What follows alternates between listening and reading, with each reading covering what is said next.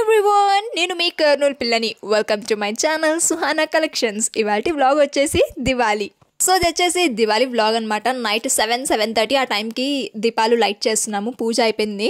So నేనైతే మంచిగా ట్రెడిషనల్గా రెడీ అవుతాను. ఎప్పుడు కూడా కొత్త డ్రెస్ వేసుకుంటాను దివాళీకి. నేను మంచిగా దీపాలతో ఫోటో దిగుతుంటే మా తమ్ముడు వచ్చి ఫోటో బాంబ్ చేసేసినాడు. తర్వాత మా మమ్మీ డాడీ ఇద్దరు కలిసి నాకు ఫొటోస్ వీడియోస్ అన్నీ తీస్తూ ఉన్నారనమాట.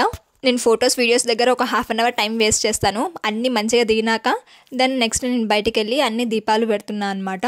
ఎవ్రీ ఇయర్ దీపాలు నేనే పెడతాను బయట. అండ్ ఎవ్రీ ఇయర్ కూడా మా అమ్మమ్మ వాళ్ళు వచ్చి ఇక్కడ సెలబ్రేట్ చేసుకునే వాళ్ళు మాతోటి. ఈసారి రాలేదన్నమాట. మా అమ్మమ్మ వాళ్ళకి ఈ పండగ యాక్చువల్లీ అచ్వాట్ రాదనమాట. సో ఎప్పుడు ప్రతి ఇయర్ కూడా మా ఇంటికే వచ్చి సెలబ్రేట్ చేసుకునే వాళ్ళు. ఈవినింగ్ పూజ చేసుకొని మంచిగా క్రాకర్స్ పిలిచే వాళ్ళం అందరం కలిసి. బట్ ఈసారి వాళ్ళు ఎవరు రాలేదు. నేను, మా మమ్మీ, మా డాడీ, మా తమ్ముడు అండ్ రంజిత్ అన్న మా అన్న ఒకటి వచ్చాడనమాట. దీపాలు పట్టుకొని పెట్టేటప్పుడు దీపాలు కాలిపోతున్నాయి అనమాట. ఎందుకంటే వెలిగించి చాలాసేపు అయింది కదా. నేను ఫోటోషూట్కి అట్లే పెట్టుకున్నా ఫొటోస్ వీడియోస్కి. సో అందుకే దీపాలు అయితే కాలిపోతున్నాయి. మా డాడీ అందిస్తున్నాడు పక్కన నుంచి. వీడియో మొత్తం తీసింది మా మమ్మీని అనమాట పక్కన నుంచి.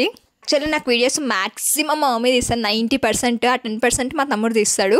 కొన్నిసార్లు షూట్స్కి వెళ్ళినప్పుడు నా ఫోన్లో నన్ను వీడియోస్ తీయమంటే తన ఫోన్లో తీసుకుంటూ కూర్చుంటుంది. నాకేమో అక్కడ టైం అయిపోతుంటుంది నా ప్రమోషన్స్కి.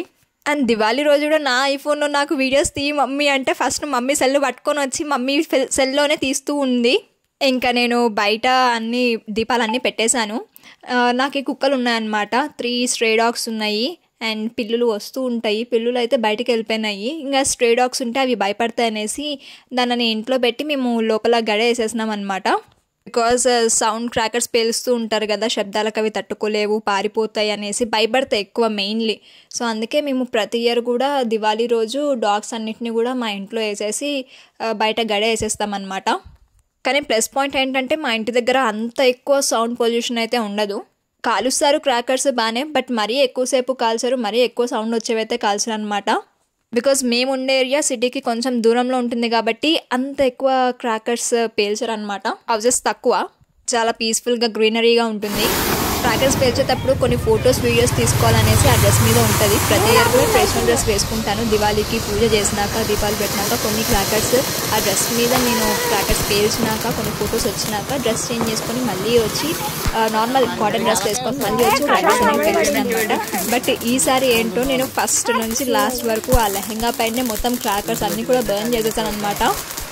భయం లేకుండా పెద్ద పెద్దవన్నీ కూడా కాల్ చేసినాను నేను. సారీ కొన్నే తెచ్చుకున్నాము, బట్ ఎస్ సాటిస్ఫైడ్ అనమాట. 3 or 4 యూనిక్ క్రాకర్స్ అయితే తెచ్చుకున్నాము. ఒకటి హ్యాండ్లో పట్టుకొని బర్న్ చేస్తే షార్ట్స్ వస్తాయి పైకి. అది ఒక 18 షార్ట్స్ ఏమో మీకు ఈ యూతల సైడ్ లాస్ట్లో రైట్ సైడ్ కనిపిస్తూ ఉంటుంది. అండ్ నేను, మా అన్న, మా తమ్ముడు, మా మమ్మీ, మా డాడీ కలిసి బాగా ఫుల్గా సెలబ్రేట్ చేసుకున్నాం అనమాట దివాళీ.